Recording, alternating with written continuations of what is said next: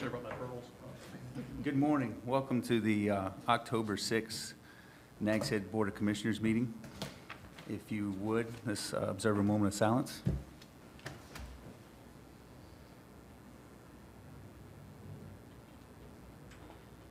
And now, if you're able and willing, stand and say the Pledge of Allegiance. I pledge allegiance to the flag of the United States of America and to the republic for which it stands, one nation, under God, indivisible, with liberty and justice for all. Thank you. Sit. Next item is the adoption of the agenda. Make a motion to adopt as presented. Second. All in favor? Aye. Next is recognitions. Mr. Norris?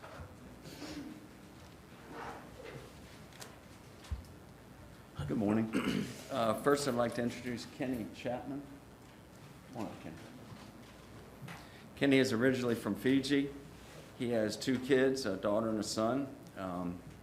He then came to the States and worked in Virginia, up in Virginia Beach for water distribution. He then switched over to another department in water production. He was there 6 years. He now resides in Currituck County and has come on board with the water department. He enjoys fishing on his spare time, visiting parks, and learning other languages. Kenny Chapman.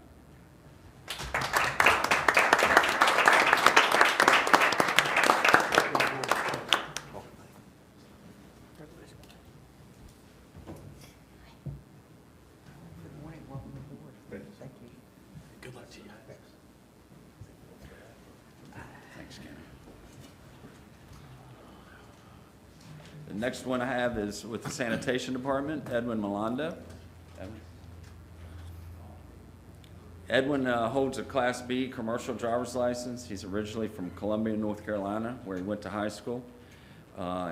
He's been a big help to us. He's able to operate all the equipment, including the loaders and all. He's fit right in, been able to transfer to different trucks, and it's really been a big help. And in his spare time, he enjoys hunting and fishing and working on cars and trucks. Edwin Maldonado. Thank you.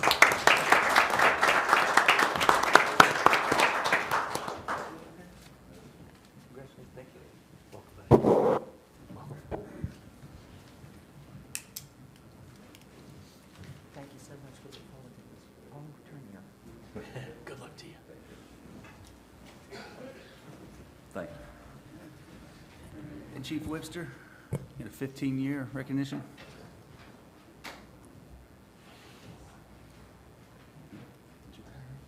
Yeah, one of my best times. Mayor Pro Tem, Commissioners, thank you for allowing us to recognize the 15 years of service of Detective Trey Lipscomb. Trey began his law enforcement career in Portsmouth, Virginia with the Sheriff's Office and then Portsmouth PD. He had a total of 12 years in Virginia. Then he came down to work with us in 2006. He started on patrol, became the town's 2nd canine officer. 2010, Trey moved to Criminal Investigative Division. He currently works as a narcotics detective in conjunction with Dare County Narcotics Task Force and is assigned federally to the Homeland Security Investigations. Trey shines in this role and represents the town of Nags Head well in this capacity. He has been involved in numerous cases that have ended with seizures of large amounts of narcotics and currency and ended in prosecution and convictions in the federal and state system. Trey is married to his wife, Nikki. He has 3 children, 4 grandchildren. And one question I have for Trey, last night in the dunk tank, me and the DC had like at least 50 kids lined up, and you only had 3. I can't figure that out. They kept circling around. Thanks for your service, Trey.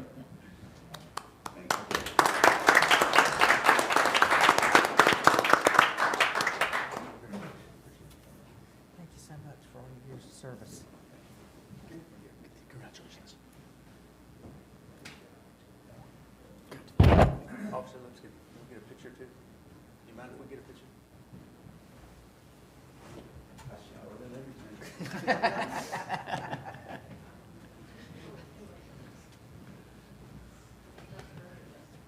Hey, Kevin, how you doing? Good morning. How you doing, man? like your shirt. Wish I could have worn it today. Want to switch?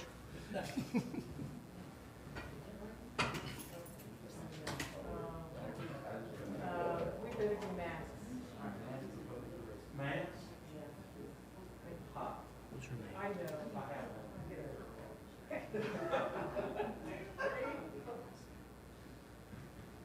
Thank you. I got me smiling.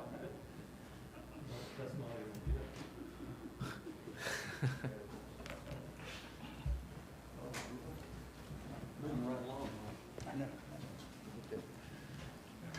Next item on the agenda is Chief Wells going to come up and recognize Fire Prevention Week, October 3rd through 9th. Good morning, Mayor Pro Tem, Board of Commissioners, thank you for this time. This year's Fire Prevention Week campaign, Learn the Sounds of Fire Safety, works to educate everyone about the different sounds smoke and carbon monoxide detectors make. Knowing what to do when the alarm sounds will keep you and your family safe when the alarm makes noise.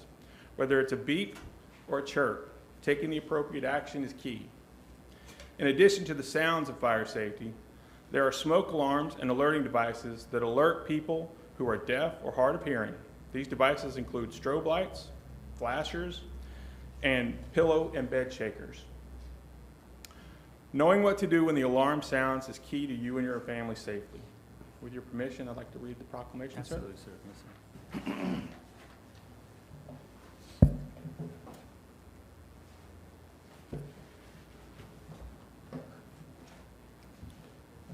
Whereas the town of Nags Head is committed to ensuring the safety and security of all those living and visiting in our town, and whereas fire is a serious public safety concern both locally and nationally, homes are the location where people are at greatest risk from fire. And whereas home fires killed more than 2,770 people in the United States in 2019, according to the National Fire Protection Association, and fire departments in the United States responded to 339,500 home fires. And whereas smoke alarms sense smoke well before you can, alerting you to the danger in the event of a fire in which you may have as little as 2 minutes to escape safely. And whereas working smoke alarms cut the risk of dying in a reported home fire in half. And whereas Nags Head residents should be sure everyone in their home understands the sounds of the alarms and knows how to respond. And whereas Nags Head residents who have planned and practiced home fire escape plans are more prepared and will therefore be more likely to survive a fire. And whereas Nags Head residents will make sure their smoke and carbon monoxide alarms meet the needs of all their family members, including those with sensory or physical disabilities. And whereas Nags Head first responders are dedicated to reducing the occurrence of home fires and home fire injuries through prevention and protection education.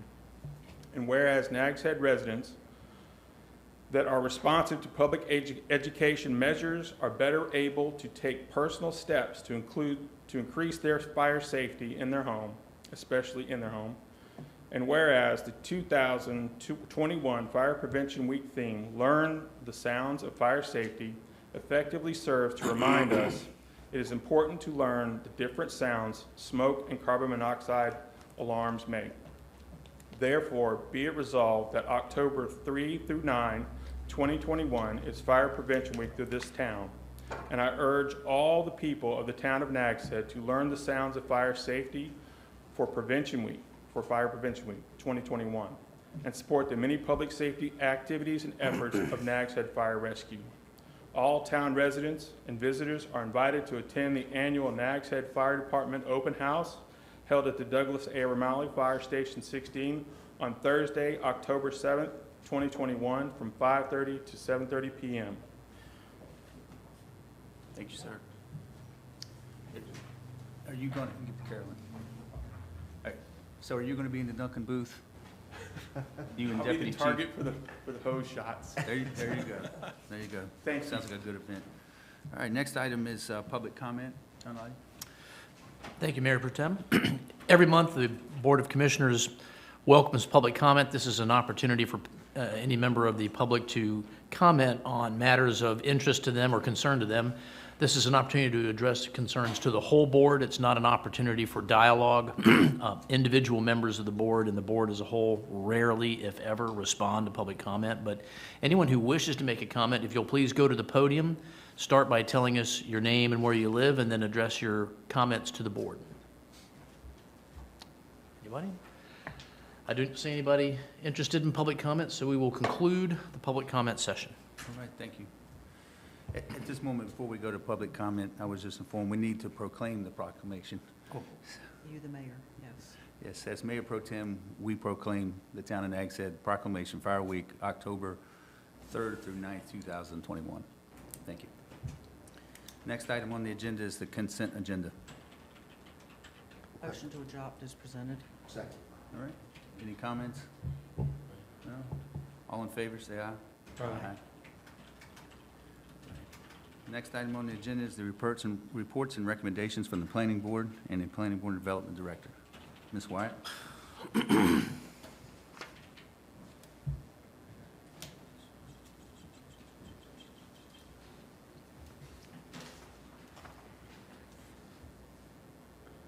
Thank you, and good morning. So, as you said, this is just a monthly update of the projects and activities that have been going on within the planning department. I won't go through all of them, just very quickly. I did want to note that with the adoption of the consent agenda, there was included within that a resolution of adoption for the Camel Land Use Plan. That being done, we're now going into our required 30-day comment period, which is leading us up to the certification. So that is in process. Also, want to briefly touch on the status of our stormwater management ordinance and the updates that we've been doing to that. Our senior environmental planner, Kate Jones, will be before you shortly to give you more details on that. But essentially, we have met with the Home Builders Association. We met with them back in September. Heard a lot of really good comments from them about ways to consider simplifying our current regulations, which do seem to be a little cumbersome. So we've taken those comments. We've been working on some options that will hopefully achieve a simpler, more concise version of our stormwater management while still getting the results that we desire. We will be meeting with the home builders again tomorrow morning. And after that, we do plan to go before the planning board with one or two options, or two or three options rather, for them to consider. Let's see here. As far as our decentralized wastewater management plan, that's progressing well. We do have an advisory committee meeting coming up on October 21st, and our plan is to be back before the Board of Commissioners at your November 3rd meeting to provide an update at that time on where we're at. The Estuarine Shoreline Management Plan, our principal planner, Holly White, will be before you shortly as well to go into more details there. But we are moving forward with that. The only other thing to note, and to just get it out there for everyone, is October 15th. We are planning on having a movie in the park at Dowdy Park, something kid-friendly, Halloween-related. So that's coming up. And that's the highlights. If you have any questions about anything in there, I'm happy to answer them. Thank you, Ms. Wyatt. Thank you. Next on the agenda is the update stormwater ordinance review process by Ms. Jones.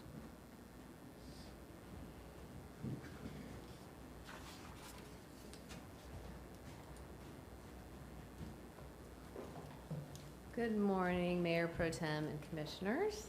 I wanted to give you an update, as Kelly mentioned, on the residential stormwater ordinance. We have, as you may note in your memo, we've had the opportunity to make some progress with meetings. We've had, let's see, on September 15th, we met with members of the Home Builders Association. Also, Mayor Pro Tem Sears and Commissioner Brinkley were present. We had a good discussion, and we went through some of the ideas that the home builders had on perhaps simplifying the ordinance, making it a little more workable and flexible. So they also had mentioned at that meeting that they would like us to take a look at what the town of Southern Shores was currently implementing. So we kind of took that away as some homework to do. We then had an update kind of similarly with the planning board, kind of let them know where we were at. And they did ask about, I think as you'll note in your memo, they wondered if they could be a part of the process, or they brought up an older stormwater committee and wondered what the status of that was. And they did have some concerns about abandoning the program altogether. I think we discussed that really wasn't the goal of what we were doing. And then we had a productive call with Wes Haskett over the phone. He is the planning director at the town of Southern Shores. We spoke with him about how their ordinance was functioning, and how he thinks it's been working for that particular town. Some takeaways from that conversation is in your memo, just some bullet points. They do, I guess it's been in place for about 5 years in its current form, 5 to 6 years. And the ordinance was amended more recently to allow for the exclusion of open slatted decking from lot coverage with the submission of an engineered stormwater plan. And that was interesting. His estimate was about 80% of their plans are engineered. And those are engineered to a 1.5-inch storm. So that was an interesting takeaway. He did note that most of the lots in Southern Shores are about 1/2 acre or more. Of course, there are some that are less, but generally that was his estimate. He does not himself engage in calculating any volumes, but they do reference that storm in their ordinance. So that was a good conversation we had with him. As Kelly mentioned, staff is now working, and we'll be meeting tomorrow with the Home Builders Association to go over some drafts of potential options for the ordinance. So we expect to have a productive meeting tomorrow. And then again, we will be coming back to the planning board, I believe at the October 19th meeting, to present some ordinance options. So if any of you have any questions on anything that's happened so far, or the status of where we're at, I'd be happy to answer any questions you may have. If I read the memo correctly, it said on not the 80% that were engineered, but the 20% that Wes, just, in my opinion, the way I read it was arbitrary and capricious how it was implemented. So there was no rule. It was just him going out there and making a determination. I hope that we have some specific guideline. I would not want that placed on staff to be arbitrarily making a decision about whether it meets the ordinance or not without having any criteria. Am I correct in that? I think you're correct. His estimate was 20% of the plans that he is going out and making a decision with the developer or homeowner on site. But not based on any criteria? He is not doing any calculations, so in my mind, I think you're correct. I mean, his criteria is somewhat subjective. Okay. Yeah. So that's the first thing. The second thing I want to say is, and I appreciate the 2 board members and staff and all the work, but I hope that when it does come to us, that it's as simple enough that I can understand it myself, because that's what I'm looking for, something that does what our values represent, but it's simple. It's not complex. I want something very easy to follow.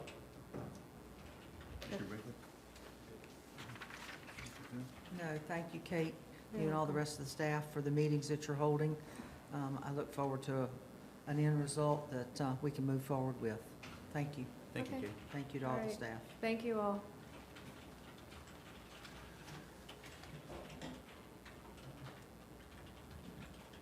Ms. White, talk about our shoreline plan.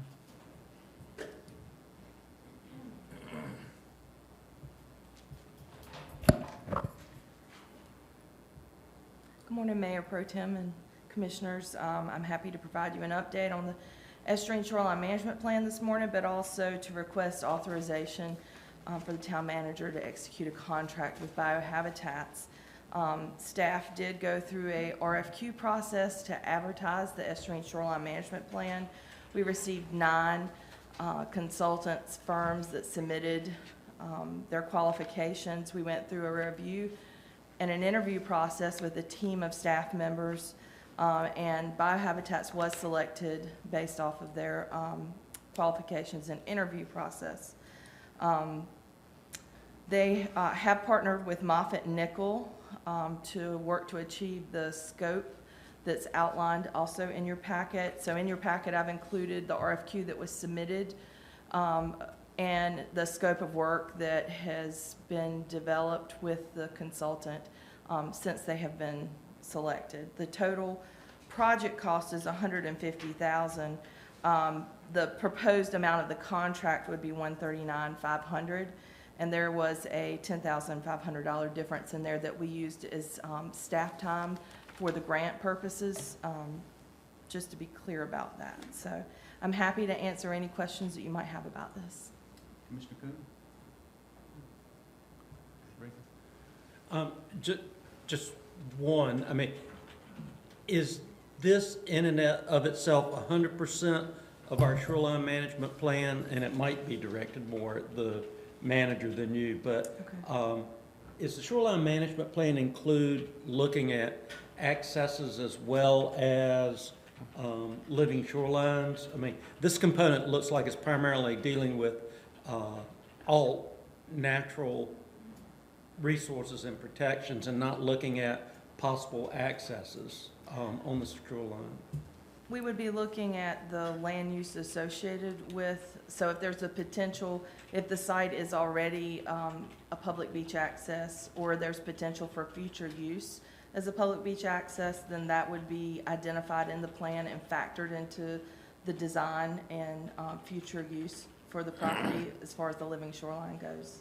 So like if we had a street that goes down to the Sound and there's a sandy beach there, Yes, we may identify that as a public use beach. yes, And so we're not just, even though the contract, and if you look at the contract, is purely looking at the living shoreline type concept, but the committee will be looking broader than that. the committee can identify, help us identify, and I think that would be the point of the advisory committee, is to look to our other plans and documents in the committee to identify where there is future potential use. So what are our values, you know, and the priority list that's developed is kind of scaled through the lens of those values that we have. And if public, future public use is identified as one of those, then we want to make sure that the design that's developed for the living shoreline accommodates that. Okay. Yep. Thank you. Thank you. Holly, only question I have is, Sure. in this contract, the invoices are prepared and submitted monthly based on the percent of work. Who, or do we have a staff person that is going to oversee the completed work to make sure that we're always even with the billing? Well, Amy Miller, our finance director, would receive the invoices, and Kate Jones, myself, and Kelly Wyatt would, along with Andy Garman, would work to ensure that they have met their contract. The deliverables that are outlined have been received, and that we're authorized to pay, but. Okay, thank you. Mayor, I make a motion to accept this contract in the amount of $139,500 Yes. as presented. Second. All right, any discussion? All right, all in favor say aye. Aye. Nay? All right. Passed. All right, the Soundside water line extension for Mr. Alexander. Ms. Wyatt.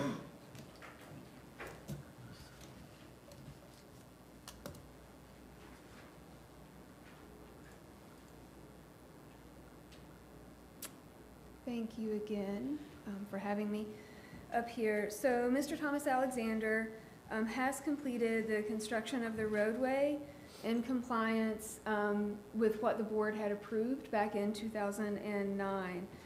The water line has also been installed properly. We are in receipt of the as-built surveys that obviously are compliant. We have compliant compaction tests, and we do have the necessary state approval. So at this time, we're asking for the board to authorize acceptance of the easement along with the resolution that's included in your packet. I will say that Mr. Alexander has provided staff with the executed agreement, which is in your packet, as well as the road maintenance agreement, which was a condition of approval back in 2009. So happy to answer any questions that you may have, and Mr. Alexander is available as well. Board, any questions? None. Hearing none. Would you like me to read the resolution?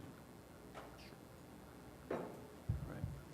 Resolution states, whereas Thomas B. Alexander subdivision plat waterline extension improvements on Soundside Road are presented to the town for consideration and acceptance, and whereas staff has verified that the waterline extension improvements have been completed pursuant to the roadway and waterline design plans approved by the board at their July 17, 2009 meeting, and whereas the as-built plans for the completed waterline improvements have been provided to the town, and whereas staff has determined that the completed waterline improvements are compliant and recommends acceptance by the town. Now therefore be it resolved, the Nags Head Board of Commissioners does hereby accept conveyance of the Thomas B. Alexander subdivision plat waterline extension improvements for the maintenance upon proper execution and recordation of the waterline easement and road maintenance agreements.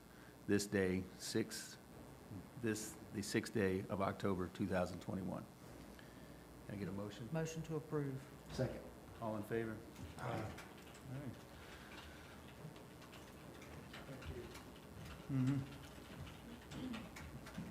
All right.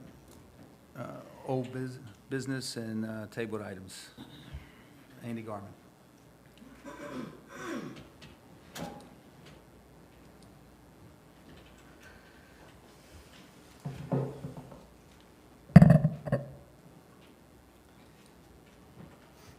Good morning, Mayor Pro Tem and Commissioners. Eric Clausen, our Public Works Director, had a prior commitment he had to attend to today, so David Ryan, the town engineer, and I will be going over this item. So this consisted of several different items. One was an update on the studies that the board had asked DOT to conduct regarding Gray Eagle Street and 158, and also at Whalebone Junction.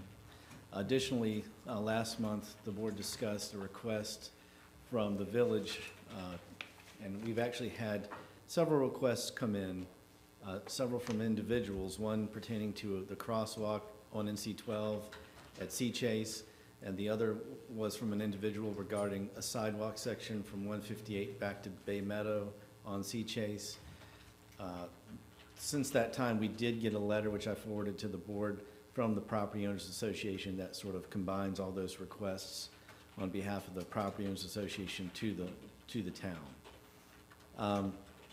So the board had asked us to look at these. Eric provided a memo to the board, which is in your packet, regarding the crosswalk on NC-12. It was noted in the request from the property owners in the village that they believe this area tends to be a bit unsafe due to the curvature in NC-12 and the sight lines. We have, as you know, installed special lighted pedestrian crosswalk signs at Bonnet Street and Whalebone Junction to provide special attention to crossings in these locations due to high volumes. And these were obviously items that we had repurposed that were served the little bridge. Those have now been installed and are functioning. The request was to include one of those at this location.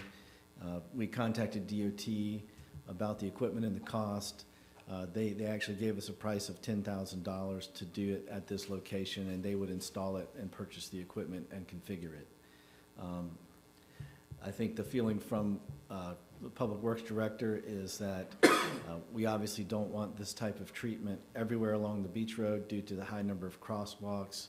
It's expensive, plus, you know, when you start adding these lighted signs in a lot of locations, it starts to sort of drown out the message to the general public, and they sort of stop paying attention to these things. So I do think he thinks that in this location, it might be a good idea due to the curvature there. And so this might be a special circumstance, but if we did this moving forward, we really want to pay close attention to where else we would put these. That's the information he had provided on the sign.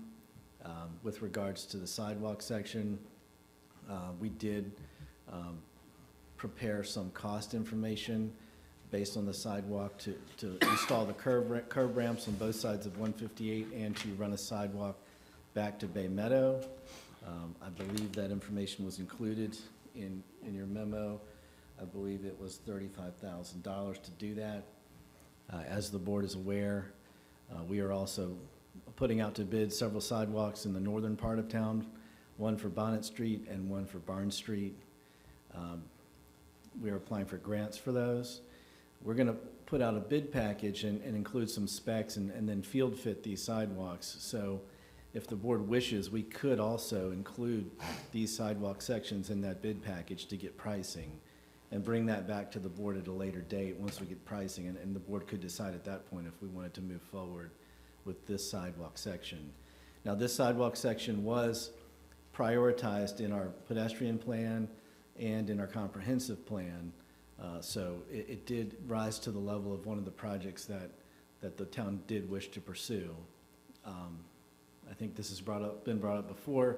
You know, there's several West Side neighborhoods, and there's sidewalks in key locations, certainly not everywhere along all the residential streets. This was one location that did rise to that level in a West Side neighborhood. So at some point, it is the town's goal, based on our plans, to do this section. I think David Ryan may have a little bit more information about the sidewalk. I'll let him come up and speak about it.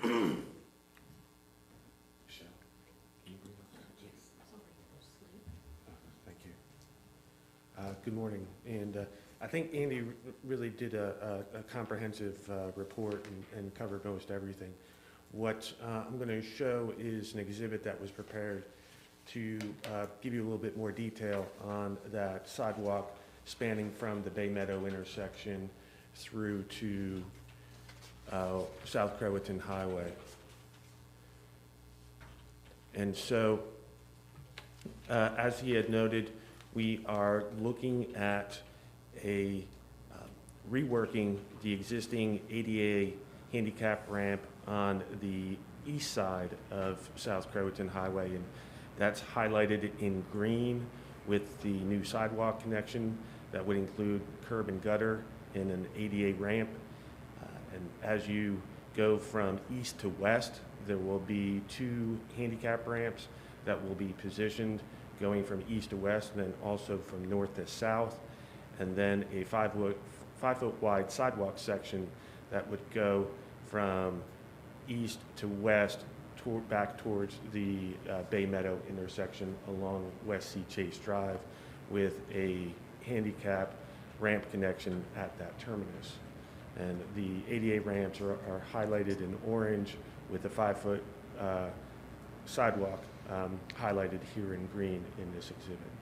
And the estimated opinion of probable construction cost is about $35,000 to go ahead and complete this scope of work.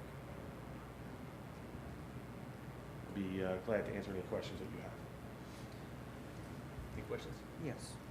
What's the timeline for the proposals to be let for contract, for the bids? For the bids for this work? This work and the other, what the town manager indicated would be other projects as well, if they were co-enjoined. I think that's grant dependent. You know, as Andy had noted, that we are awaiting grant notification for that other work. Once we get that grant notification, then we could go ahead and put these bids out, and you know, from there, it would be a very short timeline before we could actually move forward towards construction, but we don't have a determined schedule at this point in time. So we don't know what the timeline is for grants? I'll let Andy answer that. It's the Visitors Bureau TIG grant, and I believe their schedule has them making a decision in December. Okay, so I guess my concern is, I would prefer all these projects to be completed before Easter, at least, Understood. if not sooner. The sooner the better, but with Easter as a drop-dead date for completion. And we could certainly look at putting together a bid package as we wait on the grant application award. Okay, because this particular project doesn't require a grant. Right. So I'd like a further update, at least by next month, as to where we are with that. That's my request. And then I have some other things as well. On this? Uh-huh. We'll keep going.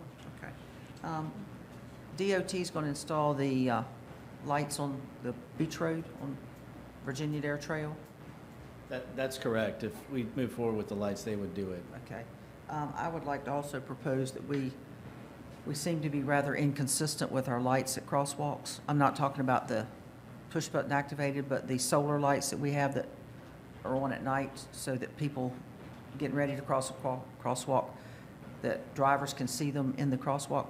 We don't seem to have a lot of those. Since this is on a curve, I would request that those lights also be installed at this particular crosswalk. And as we move forward into our budget year, that we look at solar lights for our crosswalks, especially in areas that are really dark, so that people trying to use the crosswalks can be seen. We need to do a much more comprehensive, and I know you need to work with the Public Works Director with that as we move forward in the budget year. But I would like to have, it's my suggestion that we have lights at this particular crosswalk so that people getting ready to cross can be seen. I actually spoke to a vendor yesterday who we've been getting these solar crosswalk lights from. He's going to go through the town and check to see if there's any that are not working and get those addressed. There is one that's not working, at Whalebone. And we discussed that. And then we did have some money budgeted to buy some additional solar crosswalk lights. We did some additional ones last year, and we're going to go ahead and purchase those as soon as we can. He did indicate there's some supply issues right now, so we can go ahead and put a purchase order in, but you know, maybe a few months until we can get those installed. But Well, I would ask the board to endorse putting the lights as soon as possible at this particular crosswalk. If we're making improvements, let's go ahead and make it a comprehensive improvement. Back to the original, but as far as the sidewalks go, we're looking at possibly taking the sidewalk from South Croatan along Sea Chase to Bay Meadow and then dropping people. And what's up there, I'd like to request that we at least also request a bid, if the board sees fit, to take that sidewalk basically down to the entrance to the golf club. A lot of those people that use this access are coming out of Sea Watch and Ridge Lane in particular. And so they're walking in the road where it's also very curvy.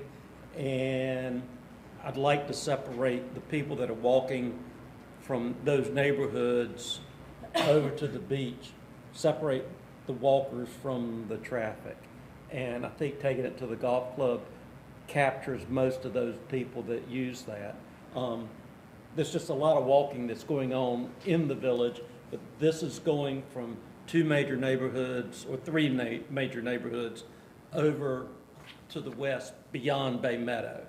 Bay Meadow picks up a lot of the people, but then it goes further. So I don't know if you could illustrate that larger or not, but if you just take it to the golf club, it would capture three neighborhoods of people that are walking. And that would be to the entrance of the golf course. Once you get past the entrance to the golf club, there really isn't another neighborhood to, I guess, what? Cul-de-sac, no, there's no more cul-de-sacs. I mean, yeah, it goes all the way, it goes all the way to, like Green Jacket or something, and then they would be going to the northern way anyway. Right. So the golf club, from a sidewalk from the golf club to the bypass would pretty much capture everybody that would be using that part of Sea Chase. Understood. And as far as coupling this with the other sidewalk projects, should we go ahead and break this out so then we can assure ourselves that we meet that Easter deadline for construction? I would I suggest would that. say so. Okay. And I would also endorse Commissioner Fuller's addition of looking at it from Bay Meadow to the golf club. Okay. And is the board in favor of endorsing the lighting package? Absolutely. All right. 2 endorsements Okay. on those improvements. And then we go ahead and proceed with the crosswalk light as well. Yeah. Okay. For DOT. All right. And we can proceed sooner rather than later with putting this out to bid then? Yeah, I think we want, On this Bay Meadow, yes. yeah. I think we need to, I'm concerned that if we wait for the grant schedule, we're going to get lost in the spring, and I just don't want to get lost. Right. And the critical piece is that there's going to need to be some traffic control, especially with the work done out at the intersection of South Croatan Highway. And from past project experience, we would like to avoid that during the peak summer season. Absolutely. Exactly, thank you. Absolutely. And that does illustrate, because what you're doing is, you're capturing Sea-Watch, all of Ridge Lane and Fairway Lane if you go to the golf course. And that's where most of those people go over to the beach, where if you just stopped it at Bay Meadow, all those neighborhoods are gonna be out on the road in a curvy section. I agree. So we'll include this in the bid package as well, this section. So,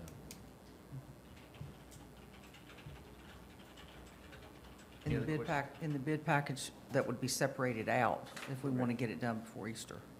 right, it would be, well, we're gonna do a separate bid package for this? Yes. Okay. Yeah, we don't want to wait on the grants to have this included. Just go ahead and proceed with it, at least getting the bids. Yeah, 'cause this would have a grant anyways. All right, any other questions? Town manager on this? All right, hearing none. Thank you, Andy. Thank you, David. All right. Committee reports. There was a meeting of the GovEd committee. I regretfully inform you that I missed that meeting due to work issues. Understood. Before I get to you, there was a mention earlier from Kate about the Stormwater Committee. David and I spoke about that last month, and in the process of trying to fit reactivating or rejoining that committee again sometime in the next couple of months. So anybody on that committee, you'll be hearing from David or the town about that. Secretary Advisory is meeting at the end of the month. There was a committee looking at the event site. We had a specific task. We've completed that task. Nobody has disbanded that committee, but I do not know if it'll meet again or not. So that might have been my last report on the ad hoc committee for the event site. We might revise it. I just don't know yet. Thank you. Anything else? All right. Next agenda item is consideration for board and committee appointments. First up is Board of Adjustments. Mayor, I'd like to make a motion that we delay the Board of Adjustment until our next meeting. If I'm not mistaken, the clerk has informed me that there is a 15-day policy that the board has adopted for applications. I've had another applicant apply, and I'd like to delay that until our next meeting. All right, do a second. Second that motion. All in favor? Aye. All right. Personal grievance panel is the next on line. Anybody want to make a motion? Make a motion to reappoint Tina Adderholt. Second. All in favor? Aye. Aye. Aye. All right, Tina Adderholt. And on planning board is next. Make a motion to reappoint Megan Lambert when her term expires in November. Second.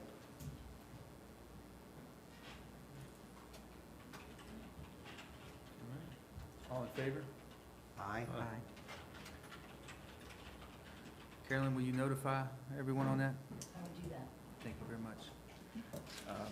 Hey, with the board's approval, John, I'd like to move your agenda item down to item 2 on J. That's fine. All right? I mean, we can just do all the closed sessions at one time. Yes, sir. Thank you.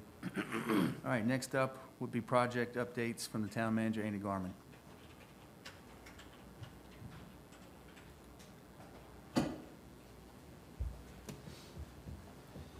Just wanted to give a few updates based on some of the things the board's discussed over the last few months. The first item we had on the agenda was the Harvey site. So this is really Commissioner Fuller's item. He had brought this up earlier in the summer.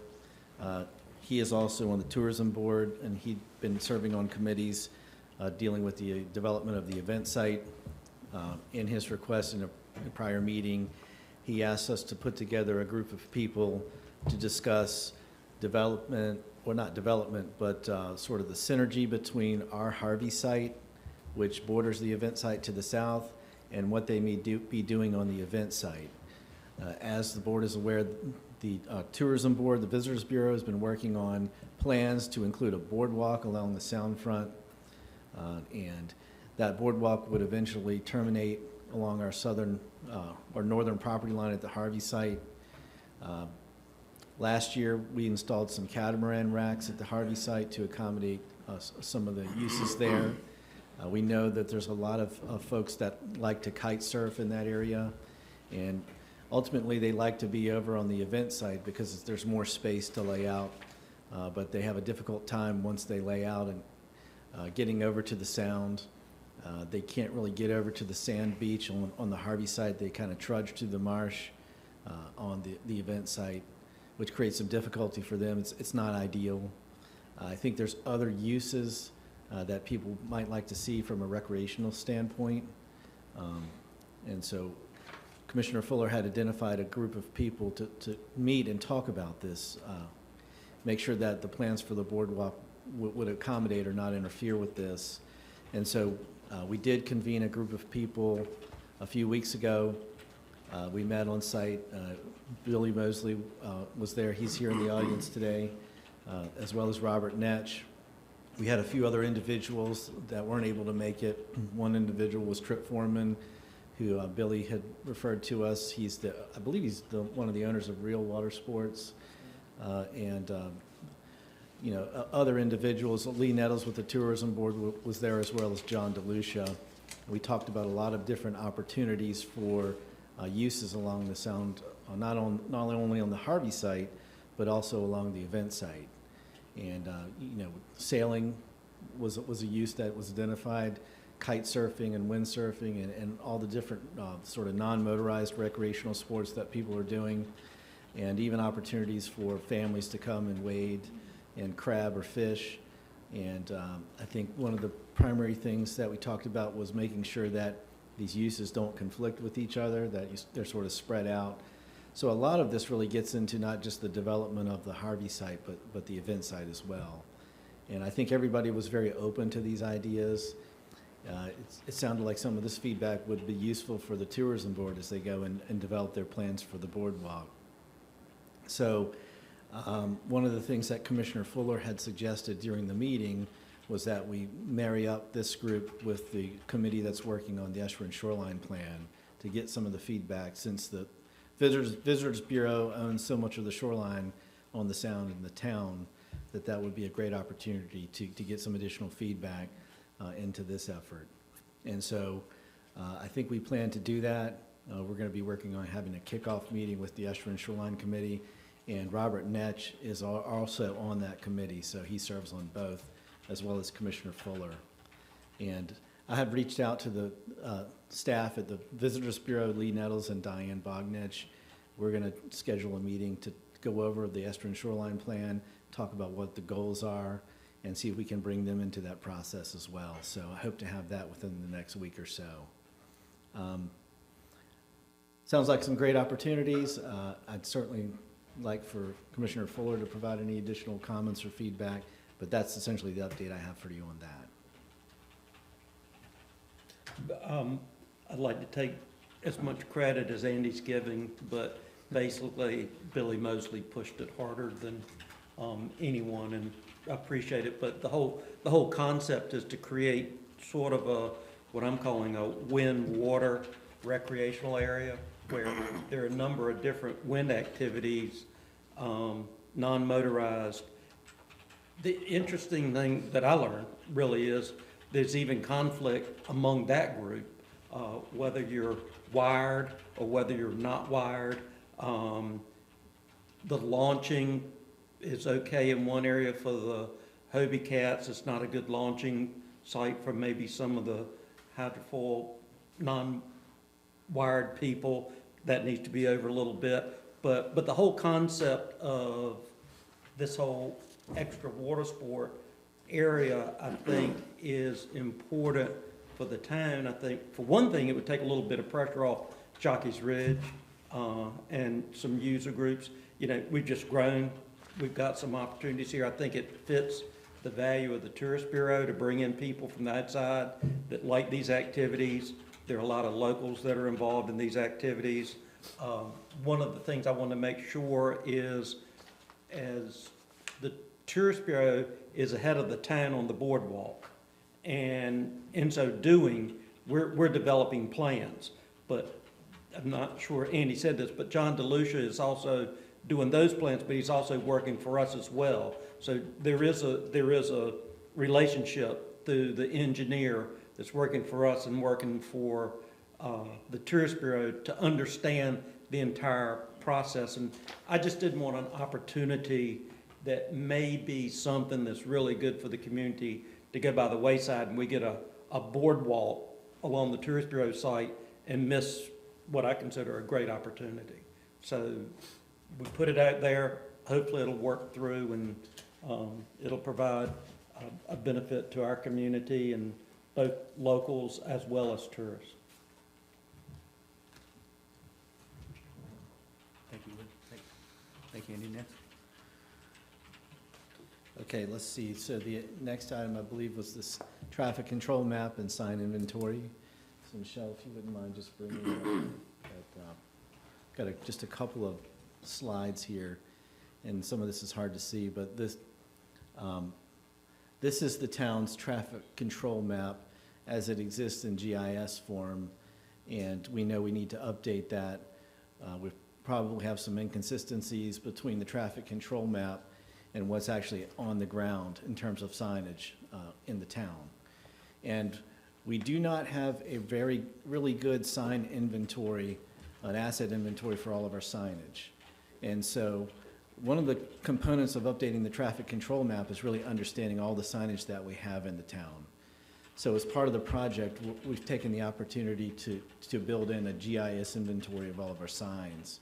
So that's what we've been working on the last couple of months, is developing a database, and Eric Clausen and I and Karen Snyder, as well as a company, GTG, Geographic Technologies Group, out of Goldsboro, has been working on developing a database and putting together a project to go out and field collect all the signs.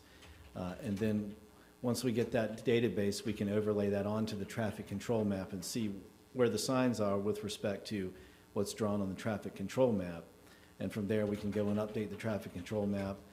We can get with the police and make sure that what we need to be enforcing is out there, and what we don't need to be enforcing. There may be sections where we have no parking signs or other things that really don't need to be there anymore. And so we can identify those, maybe remove those on the map and go take those signs away in the field. We can also better understand some of the inconsistencies we have throughout the town with all the signage. We know we have a lot. And then we can just finally get a really good comprehensive inventory of all the signs we have. Eric is proposing to barcode all the signs, so that way you can scan the barcode and find out exactly when the sign was installed and all the characteristics of the sign. I believe on the screen over here, you can see this is sort of the database schema that we've developed, and then this is a copy of the barcode that we would be utilizing. I guess we would be collecting all this with a field maps application, which is on a phone. Maybe go to the next slide, Michelle. So then, you know, you basically just use a phone and go out and locate everything, and you know, you input all the data. The database is already designed in the field. We would primarily have public works crews doing this over a 2-week period. We have training scheduled next week for them to understand how to use this. Once we get through this, it's going to create an opportunity for us to continue to do additional projects. And Public Works is the sort of the owners of a lot of the assets, and we know we need to do some work on our water system, so this would allow them to go out and do that as well. Just next slide real quick.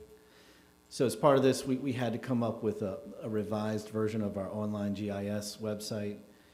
So this allows us to go out and collect the data and then gives the data somewhere to go. So it goes up to the cloud and it's posted on a website. So we're going to have a new GIS website as part of this. And just the final slide. So this, you know, this is sort of a preliminary view of the town's new GIS viewer. And we'd like to continue to build this out. So I guess what I'm saying is that we'd like to be a little bit further along with getting the traffic control map updated, but we've tried to build in some additional value in this project. And, you know, I think that it's given us the opportunity to look at a lot of different things that we need to be doing, collecting all of our signs, doing an asset inventory, looking at future asset inventories and ways we can do that, and then enhancing our online GIS as well. So that's where we are. We think we can be done with the sign inventory probably by early November, and then at that point we can go in and do the work to update the traffic control map. So hopefully before the end of the year we will have a revised version of the traffic control map for the town and a new GIS viewer as well. Any questions on this board? Andy, would you be overlaying our water lines in this same GIS map? So We have a water line database now, and we need to do some updates to that. But yes, we could use this to overlay all the data that we have. And, where are we at in the bulk waste process? So bulk waste, this was another discussion we had with the board, and the board sort of elected Commissioner Fuller to sit with staff and go through a bulk waste process. So we did meet a couple of weeks ago with Eric, myself, and Commissioner Fuller. So one of the primary messages that we had was our schedule that we wanted the board to take a look at. We'd like to pursue this if the board's okay with it. We've always started on October 1st. In years past, we've sort of pulled that back a little bit to the end of March. We talked about Easter week is very important for bulk collection and people being able to come down and clean their houses and get things out and get it collected. And so concluding bulk collection prior to Easter is really not beneficial. So we would propose to extend the bulk collection to May 1. And that would allow people to come down and do that. And you know, you're going to, a lot of the reasons we have things out on the street in years past is because we didn't go to May 1. And so we think that in itself would eliminate some of the problems we've had with people putting stuff out after the deadline.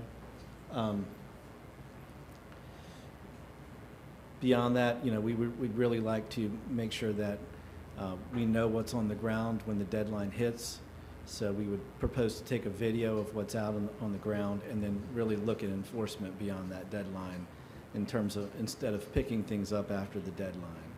And so we'd be doing a lot of messaging between now and then to make sure that, you know, people understand the schedule, they know when things are going to be collected, they know when we're going to stop, and then they know what we're going to do after we stop. This on the screen just shows the Public Works website, talks about the months that we do these sweeps. We're proposing to break the town up into basically 4 main sections, and then each month we're going to be going through each section. And we've got this information published now, and hopefully each month folks can follow along with this and put their stuff out when they need to. And then we've tried to put some additional information out here about separating of material. This has been an issue in the past. We want to make sure we get the vegetative material separated because we do something different with that.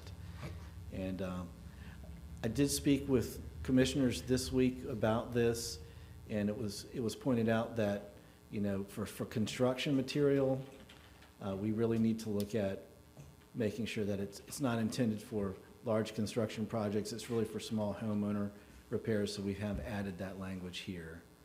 How are you going to determine that? Determine what? What's small and what's large? Well, I mean, If a homeowner puts it out every week by week by week from a large project. that'll be difficult to do, but I think this is, what we've seen is that we've had some homeowners we've had contractors do projects and put all the material out in large piles, and you can pretty well tell what that is, especially if we have a building permit for it. If we have a building permit, that's a good sign that it's a large project. There was a project not too far from the boardroom here last year, was a homeowner, and it was an extensive amount of work. The homeowner was obviously very skilled in carpentry and did a very large project, and so we would sort of not want that to happen, not want to collect that material. That really needs to be put in a bin and taken and paid for separately. Our service is really not intended to handle large construction projects. That project is still going on and the waste is still being put out by the street. So how is that classified now? Well, I can take a look at that, but yeah, I mean, that's been since May of last year and it's still ongoing with the debris. So I don't know that that's considered a small project. Well, I think you bring up the example we're talking about.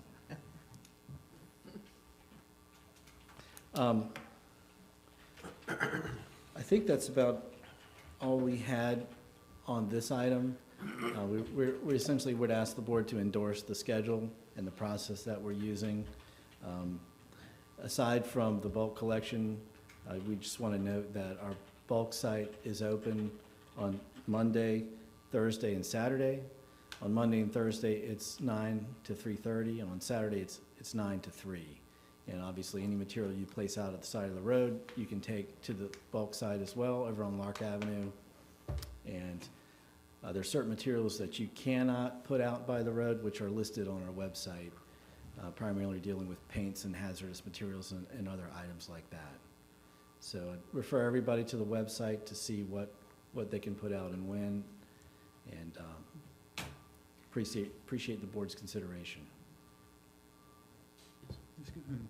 And in this process of information, are we putting out that people must get a sticker to use the brush yard or the debris yard, and it must be placed on the vehicle itself, not on the windshield, so people can claim that their windshield was just replaced? Well, we do let people know that. Thank you. All right, Andy. That's it. Thank you. John?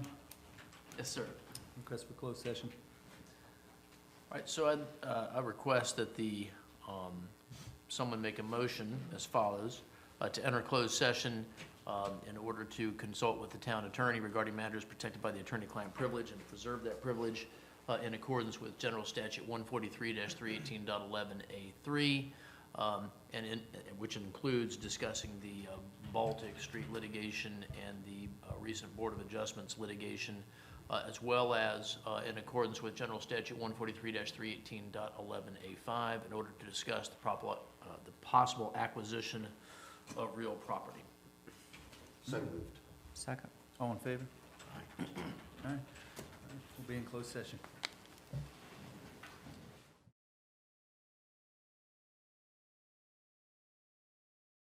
All right. The board has returned from closed session. John, would you like to report? Yes, sir. The board did give instructions to the to town staff during the closed session and to the town's attorneys, but no other actions need to be reported. All right. Next line item on the agenda is the Board of Commissioners agenda. Yes. As a follow-up to our previous discussion about sidewalks and stoplights at Croatan Highway and Sea Chase. I'd like for us to further consider at least communicating with the homeowners association of the village, a request perhaps to lower the speed limit on Sea Chase. 25 seems to be awful high with the amount of curves, the people leaving the golf club and so forth. That's an area where we just talked about a sidewalk, but it's an area where people walk their dogs, jog, a lot of baby strollers and equipment, and I'm not sure a 5-foot sidewalk's gonna take care of all of that. But people in the street, and I would like for us to consider at our November meeting, amending our traffic control map to have a lower speed limit. You can consult with the police department about that issue, but also, based on the number of input that I've had from 2 or more citizens in the village about lowering the speed limit, what the appropriate speed limit would be, but have some contact with the homeowner association of the village about that possibility and getting some input back. That's one. The other is, a year or more ago, we discussed party houses, wedding venue houses. We have a problem at 6937 South Virginia Dare Trail. It's a Keys rental house. We've had problems all summer with people parking on the bike path or the multi-use path. Business to the south has had a lot of problems with their renters complaining about the amount of noise coming from the house at all hours of the morning. People that rent on the north side of that house have had problems with their rights being infringed upon by this becoming a wedding party house. And I don't know how we deal with that, but we need to figure out what our next steps are to address these rental party houses. If the rental management company is not taking actions to whom they rent to with these huge events, these are rental houses. As I still say, there are many hotels, but they've become problem houses in some cases. Excuse me, but if I'm not mistaken, the owner of adjoining property has spoken to us in a public meeting. I believe you're correct, way back when, because this house is like the repetitive house. Right. So we've known it's been a problem. Right. We have been addressed by that, so. Repeat offender. It is a repeat offender, multiple times. That's one. We still have a problem with trash on Virginia Dare Trail, and it's in the same locations, just north of Gray Eagle on the ocean front. I know the manager has addressed these houses multiple times, even been out there working, picking up trash. But this past weekend, they were out again all over. And I'm not sure if the number of trash cans that they have are all being used or if they're overloading the trash cans that they have. But it is a problem. And as we move forward, we have got to get trash under control. And as it relates to that,